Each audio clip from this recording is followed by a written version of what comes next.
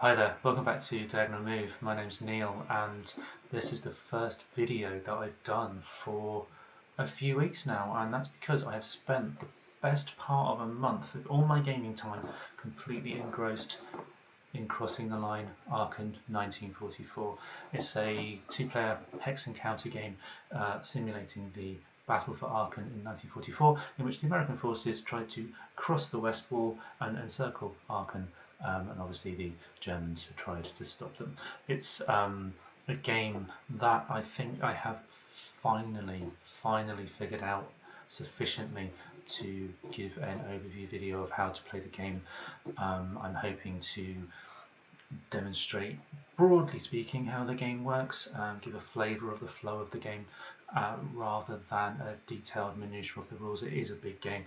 This rulebook here has best part of 40 pages in it, and I think there's only like 3 scenarios at the back. I have played one of the scenarios. I'm nearly halfway through the campaign, and I've played this two-player on Basel as well. I've played it solo here. It is a big game. I mean, let's make no mistake, this is going to be on your table for a while, this game, if you do decide to play it at home. It's a game with a number of different things in the game, and you can broadly break down my experience with this game into 3 steps. The first one is what, and this is why it's in this irregular things that make me go series, because yeah, there's some different things in here which when you first come across them make you think a little bit differently compared to some other hex and counter games that I've played. The second step is, where is my calculator? Because the combat ratios, you do get some big numbers. You're multiplying units by certain factors, and each unit in a stack will be multiplied by a certain factor, and there may be different factors, and eventually you look at these massive numbers trying to work out the ratio of 72 versus 3 or something like that. And yeah, you do tend to take a little bit of a while, a little bit of maths involved in this game. And if you're anything like me and your maths has not really featured strongly in your life since high school, you probably will find you need a calculator at some points. But that's not to say that step 3 is not. Wow, what a great game. And this is a great game. It really is. Once you get over that initial shock to the system of the difference and the calculation that you do have to do, it is a very good game. It does do some things differently. It does them very cleverly. There's some neat little formation approach to this, so you need to really learn how to coordinate your formations, your variable formation numbers as well. So you're going to activate formations differently each turn. So each turn will have a number of activations for both sides, and the formations that you activate will have a different number of activations, and there will come a point where you cannot activate some of your units due to the supply depletion and so on that you would experience in combat. And that's really interesting. How can you, as the American player, coordinate the third armoured with the first infantry and punch through the West Wall outside Aachen? And then, as equally as the Germans, how can you cope with the fact that a sizable amount of your forces are going to be withdrawn around about turn 3, and stop the inevitable forward push of the Americans? It is a very good game, very enjoyable game. I will say that I have played it solo and obviously multiplayer on Basel.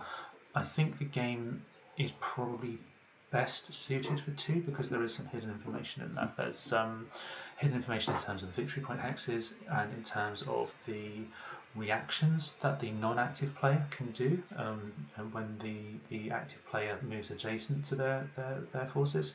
And there's also hidden information in terms of combat. You can only look at a certain number of counters in a stack. That's not to say it doesn't work as solo. In fact, that is a very good way to play the game. It certainly would recommend it for solo, but because you have that hidden information, there is that element though where it just adds a touch extra if you do play it 2-player. Okay, I've said everything I'll say in the introduction. Let's go over to the table now. As always, any mistakes are mine. If you do like the video, please click on the like button. Think about subscribing. Every little helps, as the advert says. Alrighty, see you at the table. In front of us here is the latest position of my campaign game of Crossing the Line. I'm currently in the operations phase of turn 3, and I originally thought that I would show a couple of examples of play just using the game as it currently is and the position it currently is. However, that turned out to be a little bit of an issue because the game is just so complicated, there's so much going on that it was really quite a challenge to make sense of what was happening on the screen. So what I'm going to do is give an overview now of the game, of the positions, what happens, a sense of the structure of the game in this zoomed out view, and I've zoomed out about as far as I can, but we've only got part of the map on the screen. And then when we go to look at the actual actions and things like that, we will move over to one of the more empty areas of the map over here with some units that I've pulled out of reserve just to show how the actions work. 2 hours of trying, several attempts, and I'm still no closer to figuring out how I can do a proper, sensible demonstration of how the game actually flows using the game itself. It would either have to be a 6-hour video or it would need to be a very confusing short video. So let's try it this way instead. Third time lucky, as they say. Okay, so the overview of the game really is that the Germans are dug in, shall we say, around the west wall, the Siegfried Line.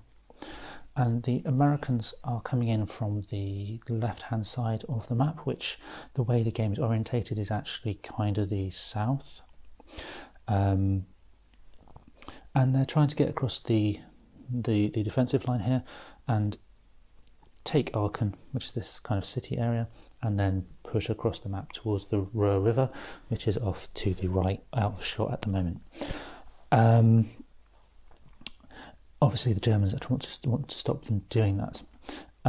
So far in my campaign game, the 1st Infantry, the Red One, have pushed through along with the 3rd Armoured.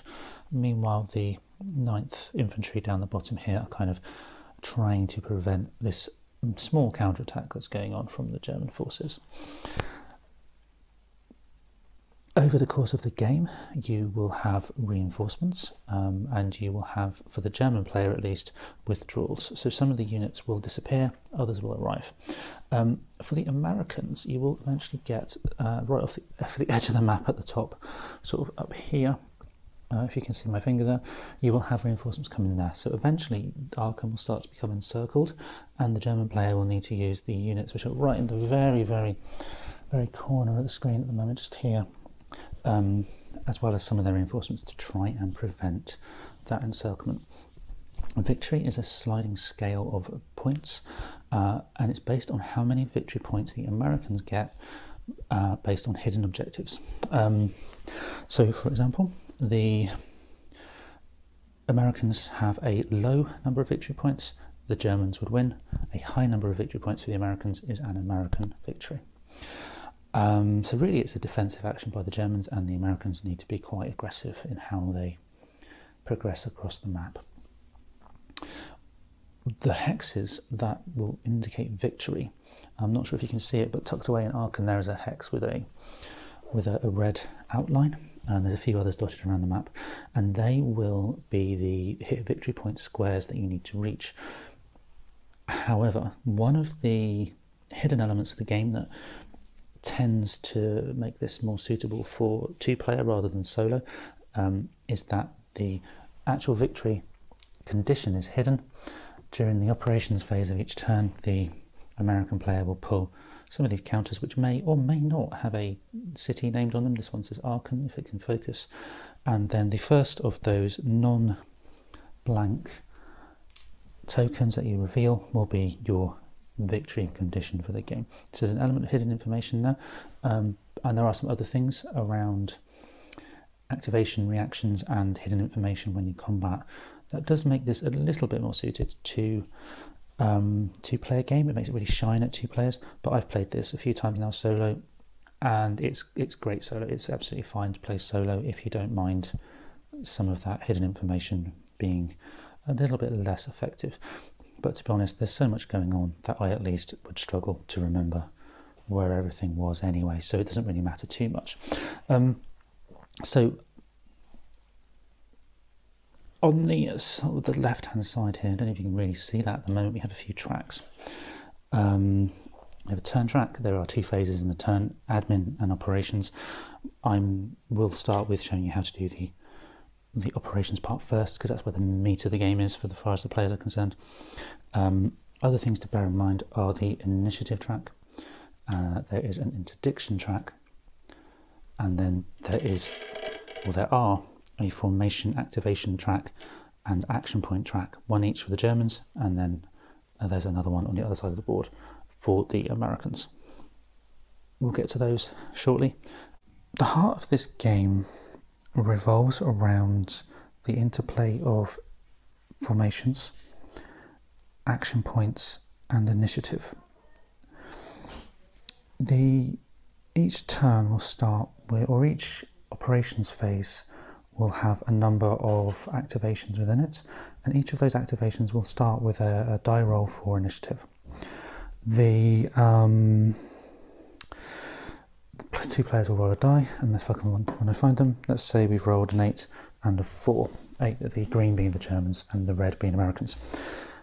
We will need to check the initiative modifier and apply that to the relevant roll. So in this case, the Germans had the initiative last time, which is why the benefit to the die roll is here on +2 for the Americans.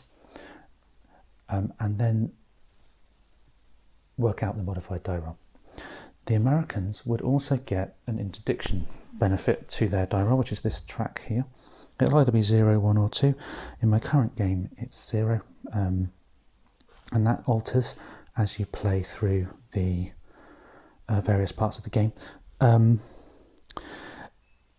So in this circumstance you would have 8 for the Germans, 4 + 2 + 0 for the Americans, which would mean the Germans retain the initiative and this marker moves forward, and the Germans need to decide on which formation they are going to activate.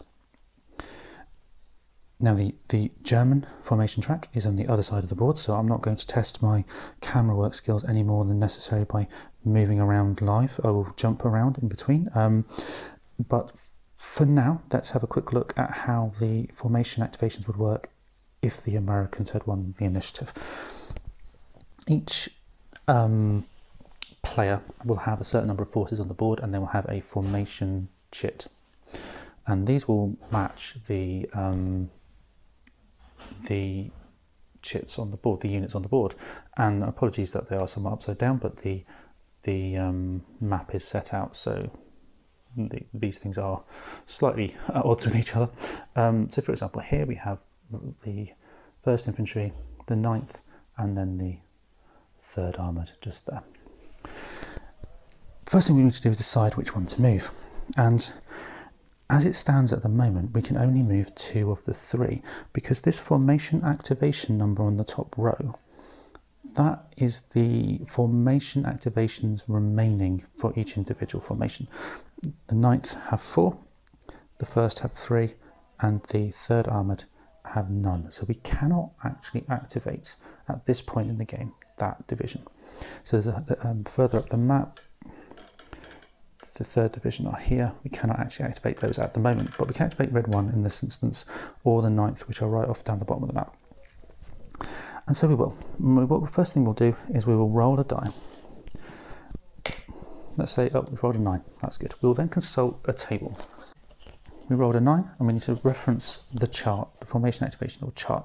Our activation currently is 3, and we rolled a 9, so we have 6 action points.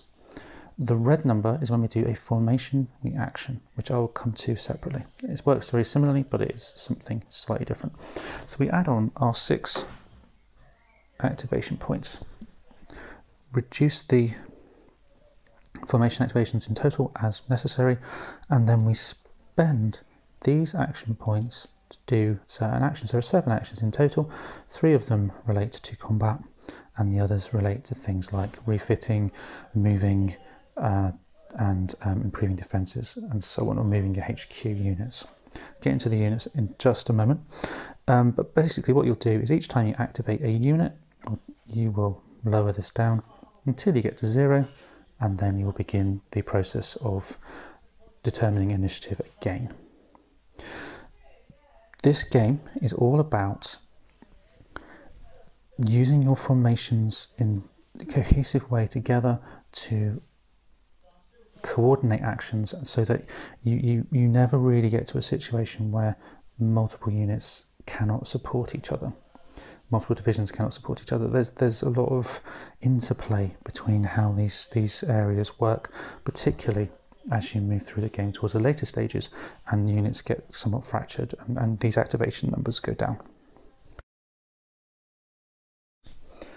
I have some of the German forces laid out in front of us on the screen here, and I'm going to go through and give you an indication of what the different numbers mean and the differences between the types. There's quite a lot of information on these counters, and they are double-sided, most of them. We'll start off with the two counters here. These are what's called the formation activation counters. This is what goes on the formation activation track. And the reason I've put these out separately is because there's a couple of numbers on here that are quite important. Obviously there's the unit ID and the symbol, but there's also a red number 7 and a red number 4, and this is the formation number, if you like. It represents firstly the maximum number of activations you can have. During the admin phase you will do a formation recovery, and depending on whether you're Germans or the Americans, there are different processes as to how many activations you recover.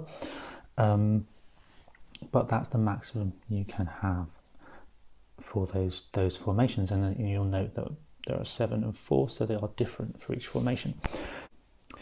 Next up we have the units on the board themselves, and these are split into two different types. Firstly we have what are called the HQ units, and then the combat units. The HQ units, as the name suggests, are the command units for the individual formations that we have, and the symbols will match the symbols on the combat units, which are these units here.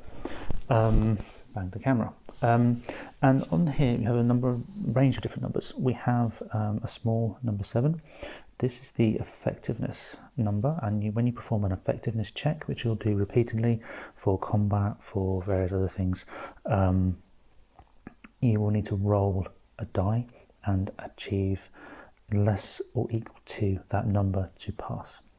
If you have a higher number, you will fail, and again, some of these numbers are quite high. There's a 7, and some of them here are quite low, and we're rolling a d10, so it's quite challenging to pass an effectiveness check for a unit with only an activation number of 3.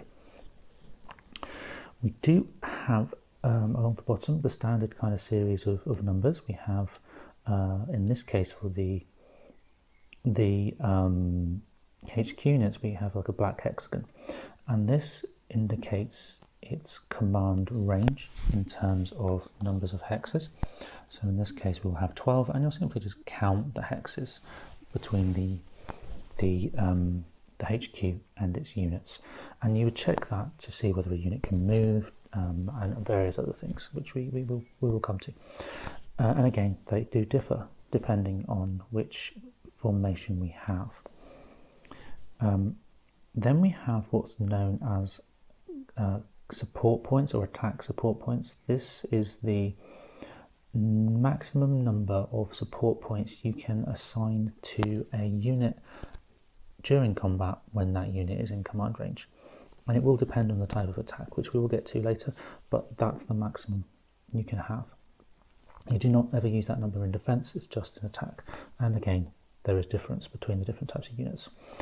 The number in blue, the blue hexagon, is the movement of that unit, but it works slightly differently to units that you would normally see. It doesn't follow any normal movement pattern, and in fact normally you would only ever see these HQ units in towns and cities, or in the industry, which is this hex here, and you would need to pay in action points the value shown here in order to move it to a valid hex within command range. So I would pay 3 action points to move to here, or 3 action points to move somewhere within a 12 hex radius, so long as we're not breaking any zones of control and that kind of thing. So we could potentially move it all the way over here because we're within that 12 hex range.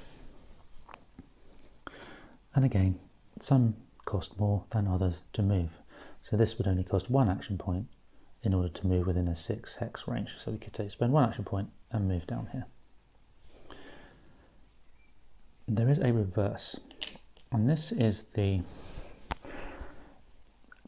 side of the counter you use when you're out of supply, and only HQ units check for supply.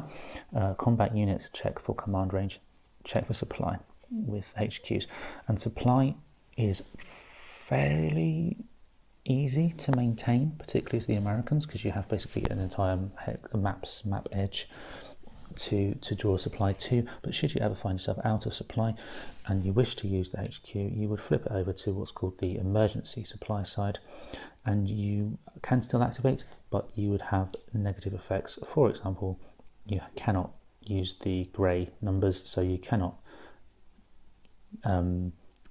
commit attack support, and the effects of lacking a command range would mean you would pay more to do any actions for your units. We can come on to that shortly. The other type of unit we have, or various types of units, are broadly known as combat units.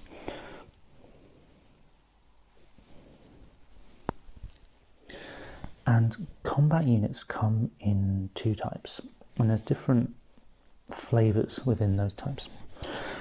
The symbol, kind of like the NATO symbol or the picture of the tank, they vary between sides, and for those people who do like their NATO symbols and their tanks, you can see the differences we have here. We have different types of tanks for the 2 sides and various other armoured fighting vehicles. We have the more traditional, shall we say, infantry type symbols. However, we do also have infantry here as well. So there are differences between the symbols on both sides, which doesn't really matter that much, except for the fact when the Germans come to refit, not necessarily refit, that's an actual action, but to rebuild some of their units and replace some of their units during the admin phase. So there's lots of different symbols, but really the main ones you need to worry about are the Germans in the admin phase. The elements of the combat counters that are much more relevant are again this kind of effectiveness rating. As before, when you're asked to do an effectiveness check, you will roll and hope to get equal to or lower than that small superscript and the script number here. There's variation between the units in this case. The 10 in the 2 and the 6 in the white circles is the strength. And the strength obviously can be modified downwards as you get damaged. The square on the counters, on these 2 counters here, the square in the middle is white. That indicates that these are leg units. So even though that top counter is motorized, and I'll tell you how we identify that in a moment, even though that's motorized, it still counts as a leg unit, which is important when it comes to things like zonal control and combat. And the number inside that white square indicates the number of anti-tank points, and that's going to be important when we come to combat and determining armour superiority. Finally, we have a hexagon, and the hexagon indicates its movement allowance in terms of movement points. So it's not hexes like the HQ command range distance. It's actually movement points, and the terrain will vary based on the terrain. So the movement will cost more for different units across different terrain. So for example, we have here an infantry unit.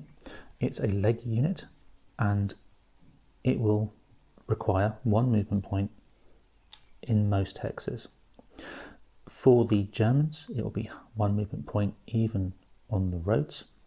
However, the Americans have a slightly better movement allowance for roads. The unit at the top though, this is motorised, and this will cost far more to move off-road.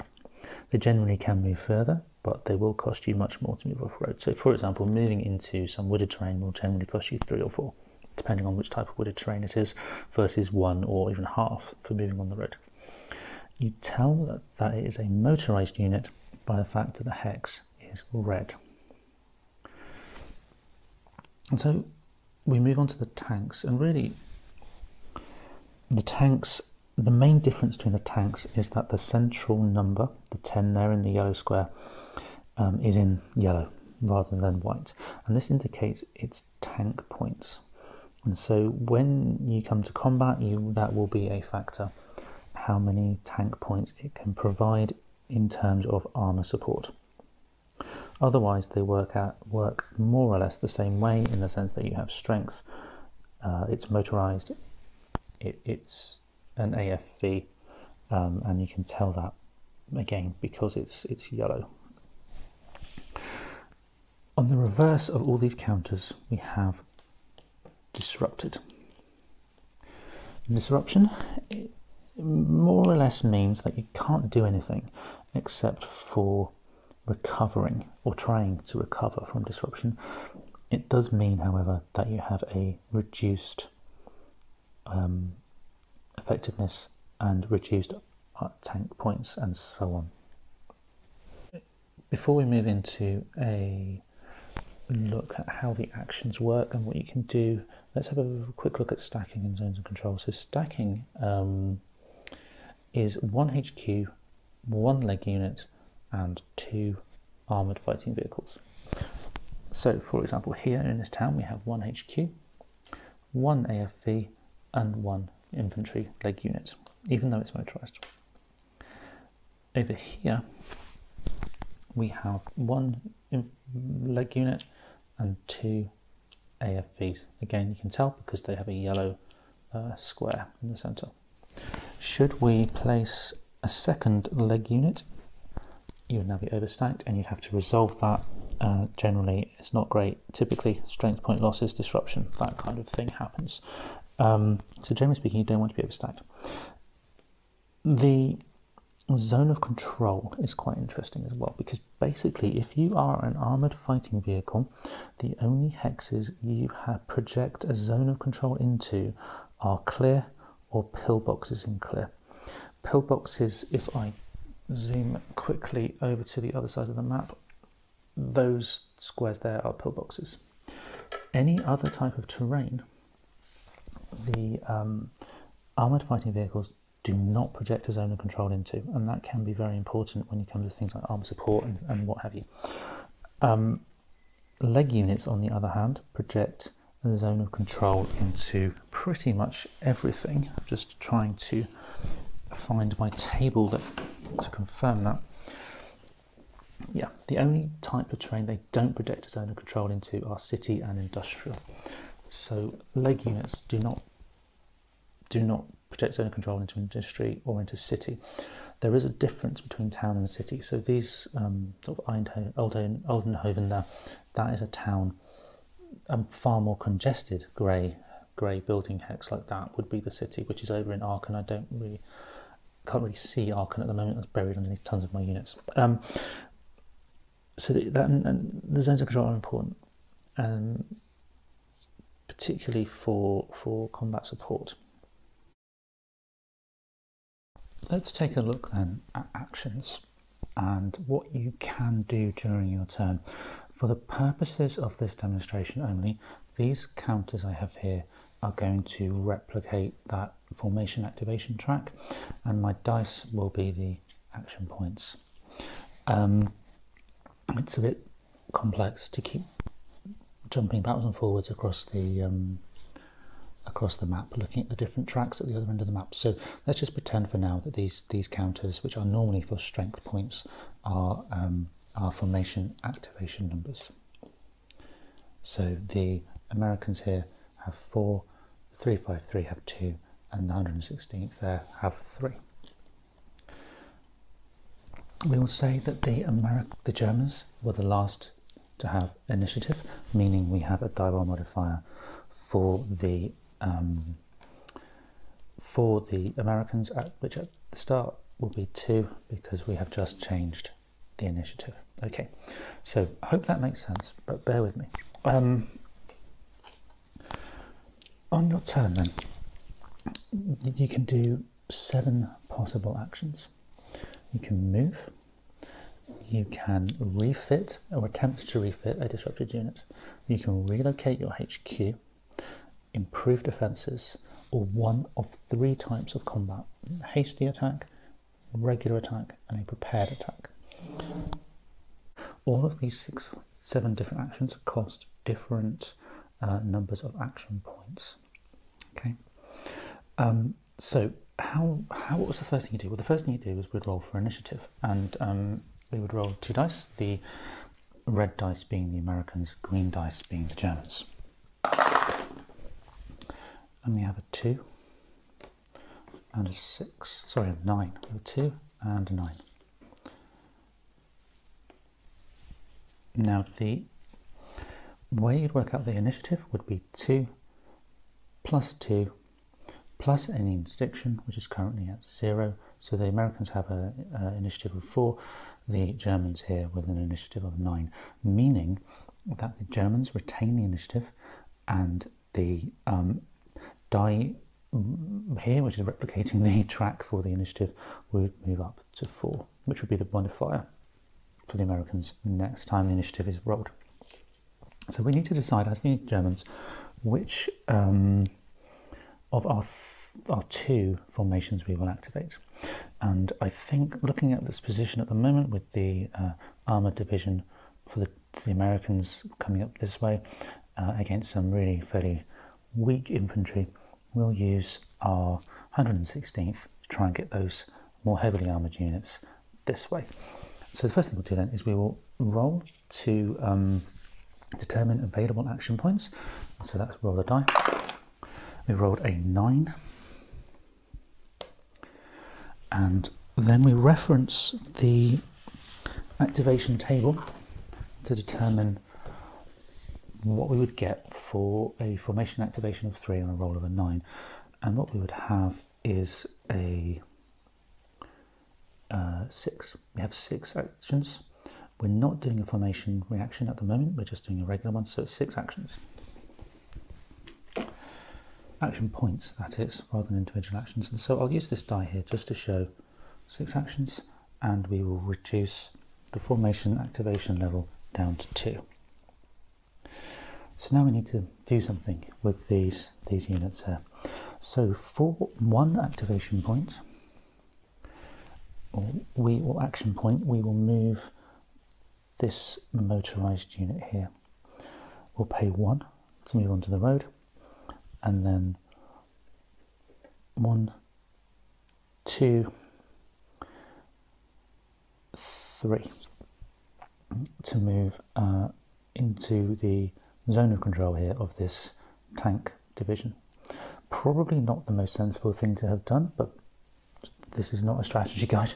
Please don't take it as such, you'll only be disappointed. We've had to stop because we're now in that zone of control. For our next action point, we will move this stack. Now we have a mixed stack. The HQ cannot move, so that will have to stay there. But these 2 units can. They are, again, they're motorised units. We have the red meaning they're motorised. We have a tank, AFV, and a regular motorised infantry. And so we'll move 5 points worth of movement in the direction of the enemy. So again, it will be 1, 2, 3, 4, and this time we will stop here. Again, stopping because we're in the zone of control of the tanks, leaving us with 4 action points. What are we going to do with those action points? It's an interesting question. Let's demonstrate first options that we probably won't take now if this was a real situation, but which are valid options. So for one action point, let's say we just wanted to get in the way of the Germans, of the Americans, we can simply place an improved defense marker onto a counter, and that would cost you 1. So each time you did that, it would cost you 1. So having done this, we would reduce our action points down to 2. Alternatively, we could relocate our HQ. Now, it would cost us 3 action points to relocate the HQ, and we would be able to relocate it within the command range, so long as there's no zone of control interfering with the command range and that type of thing. So we have a 12 hex radius, which is quite wide, but let's say we wanted to move it over into Oldenhoven, and we would pay our 3 action points, and we would move to Oldenhoven. The final thing we can do, and it only sort of really applies if we have disrupted units. Let's say this unit here is disrupted. For 1 action point, you can attempt to refit, and this essentially means remove the disruption. And it's a case of rolling a die and rolling under its equal to or under its effectiveness number there, which is that small superscript 6. And so you'd roll a die. We've rolled a 5. Units refitted, and you can do that as many times as necessary to ensure a successful refit action within the constraints of how many action points you have available.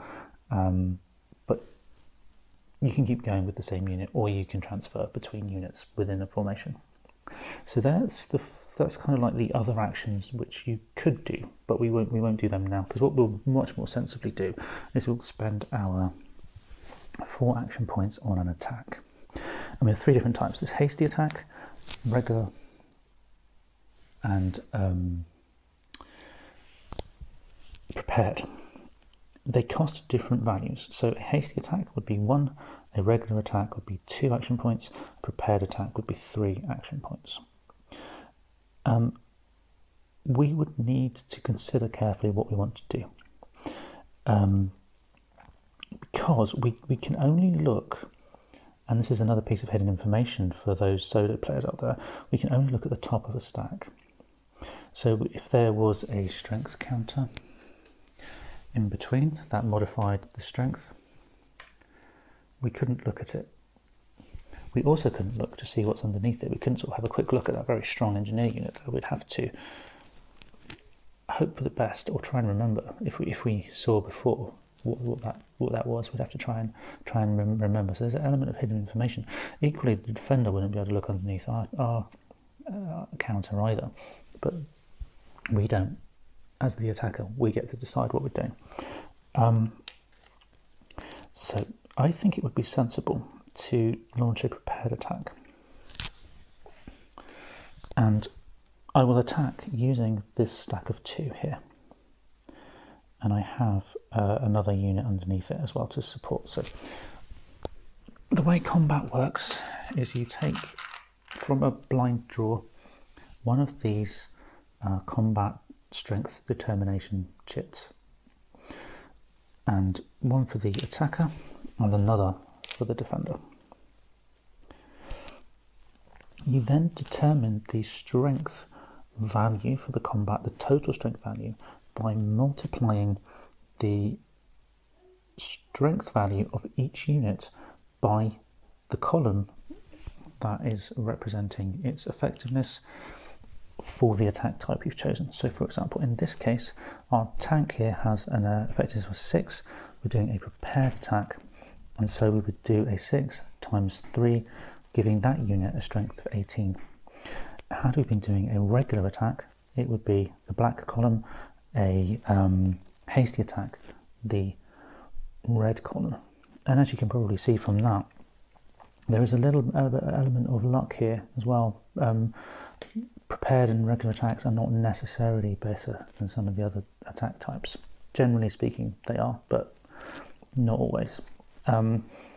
So once we've worked out that the top unit has a strength of 18, we then need to look at the strength of the unit below, which has an effectiveness of 7, strength of 10.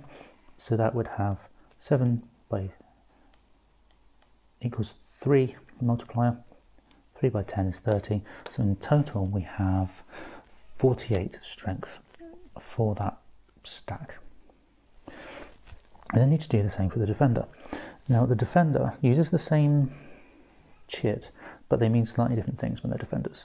So you still multiply by the effectiveness of each unit, but we have an improved defense. So if we had one of those counters, you would roll on the green. A regular defense is the central column, the black column. A disrupted unit would check on the red column. And it's entirely possible in this circumstance to have a disrupted unit in the defense and a non-disrupted unit rolling, checking against the black column and the red column in the same combat. But for now, we don't have that. We just have 2 regular defenses, have an effectiveness of 4, which means we multiply 6 by 2, giving us a total of 12. And for the unit underneath, the engineer unit there, we multiply 6 by 1. Sorry, effectiveness of 6. Strength multiplication of 1 for the regular defense, which is 10. So we have 22. So our total strength at the moment is 48 to 22. And as best as I can work that out, that is going to be 2 to 1, I think. What you then need to do, having worked out the combat ratio, which I think is 2 to 1, you need to look at the terrain. And the units here are on clear terrain. The defenders are on clear terrain, which means we cross-reference our terrain type to find the ratio we're looking for. And obviously a 2 to 1 in clear at the top there is better odds than a 2 to 1 with a pillbox or in a town or a forest and so on. But we have a 2 to 1 in clear. And we have this nifty kind of gadget here that lets us check down our die rolls, which we'll get to shortly. But we've got a 2 to 1, which is great. Now we need to work out our die roll modifiers for each side. We don't have to worry about that chit anymore. We've done that. We need to now look for the modifiers. And the first thing you look for is any terrain effects. Terrain effects will typically influence things like tank points and how much armor you can put into the combat. So for a terrain effect in the clear, zone of control applies both ways, but there's no additional anti-tank points, no additional modifiers for tanks, and there's no effect on the CRT in terms of a unique modifier for the train. So in this circumstance, we're okay as we are. We then need to look for any combat support, HQ support, and armor support. Very similar, but subtly different. Because we did a prepared attack, we can use the central number on that HQ unit, the 6, as a die roll modifier. Had we done a regular attack, it would be half of the total value, does not apply to a hasty attack. So we can add 6 to whatever our die roll is for this attack. We can also, because we've done a prepared attack, add 2 for any adjacent units from our formation that project a zone of control into the hex being attacked. So here we have a 2. So currently our total modifier is 8. We then need to look at armor support. Our armor support is going to be worked out in a number of ways depending on whether you've got only anti-tank points, in which case there is no armor support. So if it was a case of just infantry units fighting, there's no armor, so you have no armor support. If we had one side with infantry, one side with anti-tank, one side with tank, you would deduct the anti-tank from the tank. But because we have 2 tank units, we deduct the tank from the tank, resulting in this case in a +4 positive roll. So we have in total our 2-to-1 roll 6 +2 +4. So that is a total of 12, a die roll modifier of 12. On the defender's side, we don't really have much we can do now. Should the defender have a unit or stack of units projecting a zone of control onto the attacker's hex, you would also benefit from some additional support in terms of a negative modifier to the die roll, but in this case we don't have that.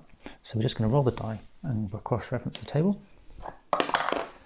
We've rolled a 0, which is a 10. So on a 2-to-1, with a die roll of 10 and a modifier of 12, that unit's going to suffer.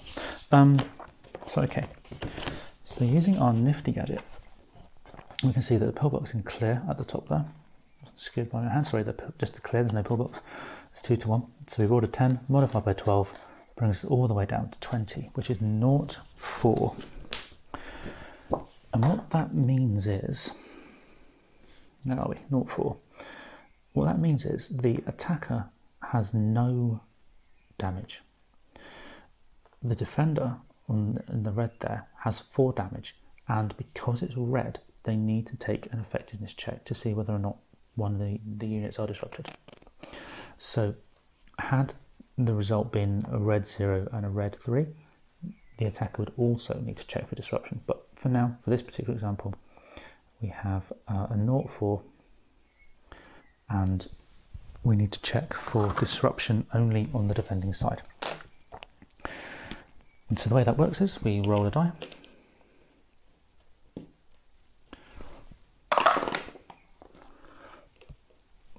And we rolled a 7, so this unit is disrupted. And the next one is a 2, so the unit underneath is fine. Okay. Because we have rolled a disruption, what we need to do now is work out the how to distribute the damage, but we must take a forced retreat because of the damage, the failed effectiveness. So what does that mean? Well, that means that firstly we need to distribute 1 damage point. Because we used armor points, we must do that first point of damage onto the unit that supplied the armor points. So that disrupted unit is not only disrupted, it also takes 1 point of damage. Because we are disrupted and we failed our effectiveness check, we have to do a forced retreat, meaning the unit has to move back, or the stack has to move back. It needs to move back towards the supply points, which are off to the left-hand side for the Americans. If we go into a zone of control, we would lose more strength point losses. The second point of damage is that forced retreat. So you only ever do 1 point of damage followed by a retreat, whether that's forced or not forced, as the second point. So the second point of damage is always optionally a retreat. Doesn't make sense. So the second point of damage can be taken as a retreat, or will be taken as a retreat if you're forced to retreat. You just move back the 1 hex. The third point of damage, though, will need to come off a unit, and we will need to do it on a unit that is currently not suffered damage in this combat before we reapply it to here. So in this case, we'll drop that one there down to 9, like so. And our final point of damage, we then, because both sides both have taken a point of damage, we can choose, but just for the illustration, we will say we've taken another point of damage on the tank. That is our combat over. Because we won the combat, and that would have taken 3 action points. Because we won the combat as the German side, we had a higher number. So we had the lower number of damage. So we delivered more damage than we took. We win the combat. Because we won the combat, we then get an additional action point that we can spend immediately. Has to be immediately on the units that were directly involved in the combat. So this unit or this stack can do something else, then this one cannot, even though it participated through the support. What we'll do is we will move in order to spend that action point, that bonus action point. So that is combat done. We do have an additional armor point, additional action point to spend, and I will spend it by moving this unit again, like so. You don't have to restrict yourself to one activation for one unit. You can spend one action point on the same unit multiple times. Okay, now we move back to the activation phase, and we've got a 3 for the Americans, 5 for the Germans, but this time we are adding on a +4 for the initiative, meaning the Americans will have a 7 and the Americans now have the initiative. So the Americans now have the initiative. We've flipped the initiative marker over to show that next turn the Germans will have the benefit of any bonus. So let's work out what the Americans are going to do. We can only really activate the one unit or the one formation, or we could hand the initiative back to the Germans, or we could pass. If we pass, we lose all the remaining activations for this division, and these 2 divisions can activate as much as they like. So that's not really an option right now, but you can do it if you wish to. The other thing is to hand the initiative back. Now, given that we're kind of suffering down the bottom here, slightly off shot, we probably don't want to do that, because we could probably get some damage taken, you know, severe problems caused by the proximity there of the panzers. So what we'll do is we will activate, and we will roll the die to work out our activation number. We rolled a 7. We have a total activation, sorry, a formation activation of 4, and so on a 7, that will mean we have activation was 4, and on a 7 we have 4 action points to spend. Okay. Now, what we need to do is check for command range. We didn't do that before because there was nothing. There were no issues. We did do it, but we didn't really display it on the screen because we were literally next to the command unit. Now we need to check. Now, if we cannot trace an unbroken line between our units, they're out of command, which may have certain effects. You know, it costs more action points to do things, basically. But we're quite lucky in the sense that we can. We don't have to go through the zone of control here or here or here. We can go around. So both our guys, our sets of units are in command. That's good. I shouldn't have reduced that down to 3. That's so now that we've identified that they're in command, we can work how to spend those action points. And what we can do, I will spend a point improving the defences of that stack. I'll also spend a point to try to refit. I've got a roll under a 3. I've rolled a 2. Fantastic. We can refit. Really, the refit should have happened before the defence was placed, because there are a number of things that means, you know, basically if you take any actions, you cannot be in the improved defence, but you know, just for demonstration. Then what I'll do is I'll move and I'll come into, I'll attempt to surround the enemy, shall we? So let's do that movement. we've got a mixed stack here, and we move at the speed of the slowest, which is actually level 5, which is good. And we'll simply move 1, 2. Now, this is where we come to the formation reaction. Even though we've got an action point left to spend, because we've moved into a hex that is adjacent to the enemy, regardless of any zone of control, so it doesn't matter whether we have zone of control or not, we are adjacent, the German player can now choose to do a formation reaction. And what we'd do is we'd roll the die, try to get under the 7 there, equal to or under the 7, to activate out of sequence that unit. So let's try that before returning to the Americans. So roll a 6, we are under, that's great. We now get to do some actions ourselves. So we roll that die. This time we rolled a 3. Rolled a 3. So even though our, oops, bash the camera again, even though our activation level is 2, and normally a 3 would have been, oh actually it's the same number, but a 3 would have been a 1, we would check the red column. So if we'd had a formation activation of 7, of 2, and we rolled a 10, we wouldn't get the 7, we would get a 4. So we have to use this column, basically, is what I'm trying to say. Which actually kind of sucks. So I'm going to show you something that you can do. We have this counter called the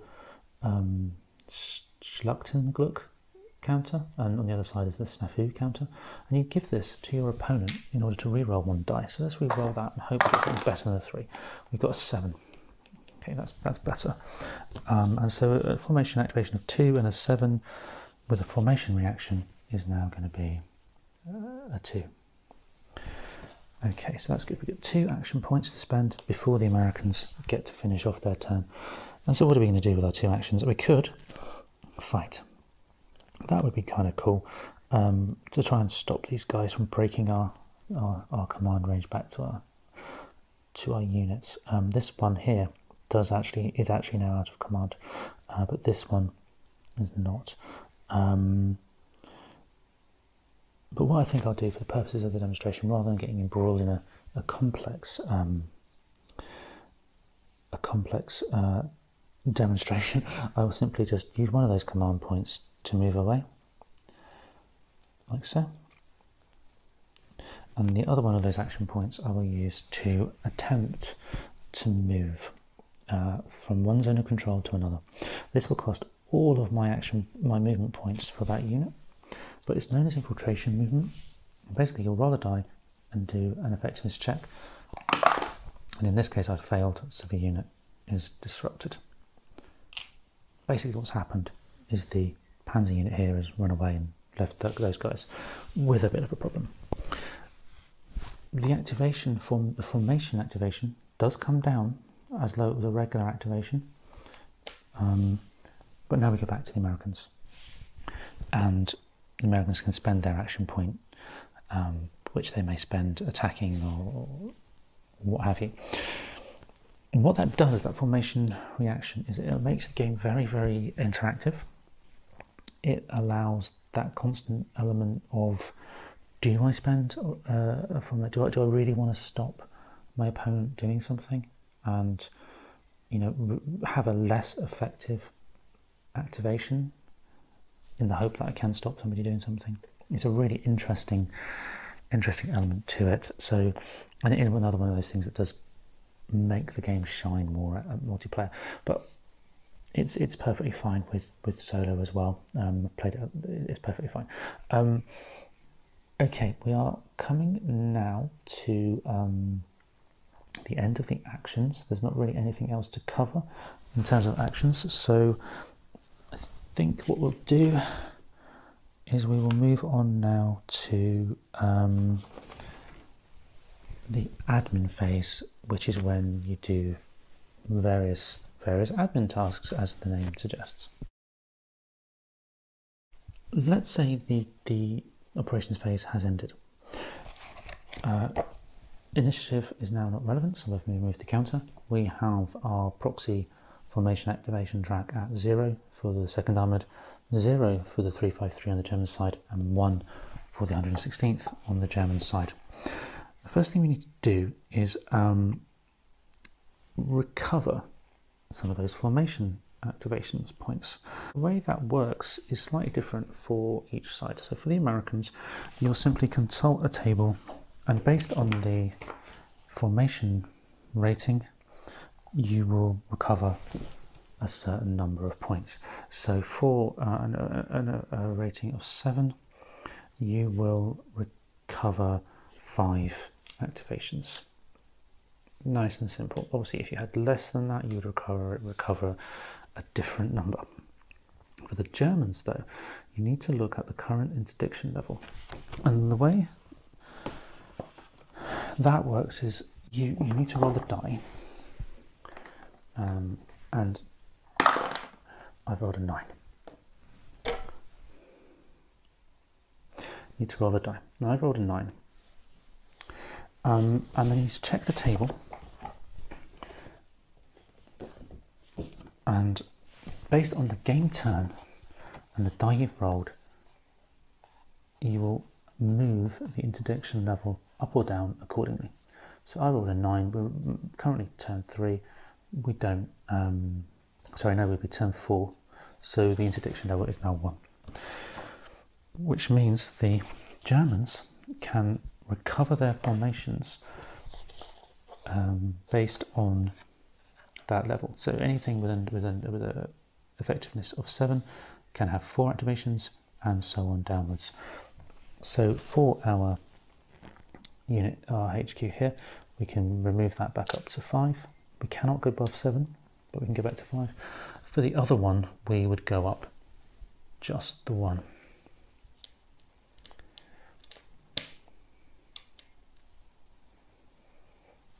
And that would be our new formation activation levels. Once we've done our recovery, and you may have to check for things like any attrition for isolated units and what have you, we would then refit any combat units that are currently disrupted automatically. So this one here, assuming he was still in one piece, would be refitted.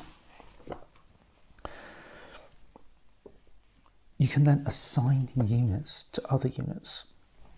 I don't really have any out at the moment, but what you can do, for example, is you can say that members of the 1st Infantry could be assigned to the 3rd Armoured Division, and they would act as though they belonged to that formation from there on in. You then have to do what's called a victory plan segment. And well, at the beginning I mentioned that we have, as the American player, you have these counters here which tell you when or what your victory conditions are. Well, you draw one of these at random and add it to the list. Now we have drawn a dummy. Had we not drawn any counters with a town on previously, and so previously we've actually got a few counters with names on. The first one would tell us where the Americans' victory hexes are as the American player. So let's say we had drawn the dummy counter in the first turn. It wouldn't be until the second turn that we knew where our victory hexes were. The Germans can then roll to try and get a sneak peek at these. On a roll of a 9 or a 10, they can look, and they can choose which one of the 3 to look at. Now, obviously, the Germans won't know that Aachen was the first counter, but you can have a look to see if you can intercept the American victory or victory point orders. Then you have replacements. You get replacement points. And again, slightly different between the different sides. The Americans will always get replacement points. The Germans have to cannibalize other units in order to replace damaged units or repair damaged units. You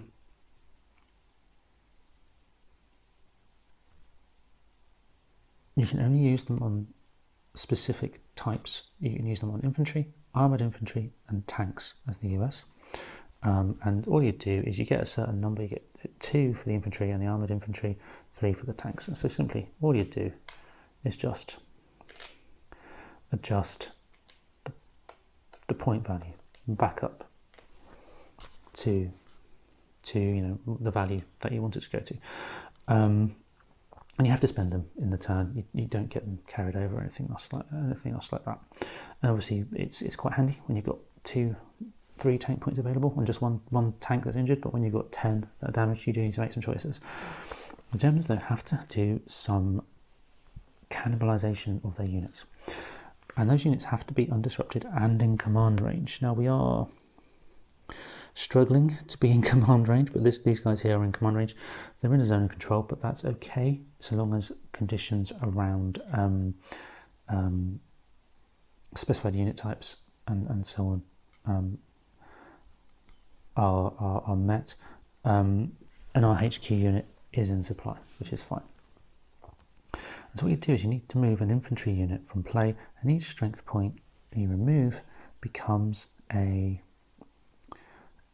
strength point towards an infantry of the same type, or a unit of the same type. So, for example, if you were to move bicycle infantry, you can reinforce non-motorized infantry. If you were to remove a machine gun unit, you can reinforce another machine gun unit. You don't seem to be able to rebuild the tanks that are damaged. So what we could do, we could remove infantry, and that particular type of infantry is a recce unit, to rebuild another recce unit. Now we don't actually have another recce unit to rebuild on this particular example, so there's not really much point in that. But what I'm getting to with this is you have to remove things to repair things, which is different to the Americans. And finally, you would place reinforcements, and the reinforcements will arrive according to a schedule. They will, you will come in at certain points in the game, and at certain locations within the game. The Germans, on the other hand, on certain turns in the games, will actually have to withdraw, and some of those units are withdrawn permanently.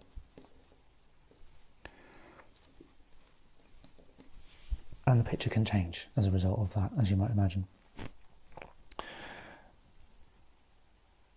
Then, with the admin phase of the new turn done, you move on to back to the operations phase with a roll for initiative, and the game progresses all the way through until the operations phase of turn number 8. And at turn number 8, you do the final victory check, which is how many of those victory hexes you've achieved, plus the strength point that the Americans have managed to take from the Germans. So German strength point losses and victory hexes are what determine your final victory points as the Americans, and where you are on that victory point scale determines whether or not the Americans have won or the Germans have won. So there we are. That is the end of this video for Crossing the Line Aachen 1944. I hope that it's helped give you some overview of the ins and outs of the game. It is a complex game. It is quite a big, meaty game to take on, particularly in its campaign. You do have a couple of other scenarios, which is essentially the first half of the game, and the second scenario is the second half of the game, plus a training mode for solo play, which allows you just to, quite simply, as I think I mentioned before, just to basically try out combat. It is a good game. It's quite an undertaking, but it's an undertaking well worth doing. It's very good, and there's so many things in the game, and there are rules and sections I haven't covered, simply because there are so many, and we would be here a very long time if I covered everything in minute detail. But I hope it's given you enough of a sense to understand how the game works and to decide whether it's something you would like. It is a simulation, so there are elements that will always happen. The Germans will always withdraw at certain points. The Americans will always be reinforced at certain points. But it's how you use those formations that really make the game sing, and when you're playing two-player, how you interact with each other in terms of the hidden information as well. But as I think I've said a few times now, the solo play is great as well. It's really good. Doesn't really lose much from that hidden information, and well worth getting for solo play as well. Overall, I find this is a great game. It's a great game. There are some others in the series which I'm looking forward to get to seeing. Not sure if they've been released yet, and I can't for the life of me remember what the titles are now. But there's definitely a few others coming if they're not already here. So anyway, that's the end of this video. All that remains for me to say is thank you very much for joining me again, and I'll see you next time.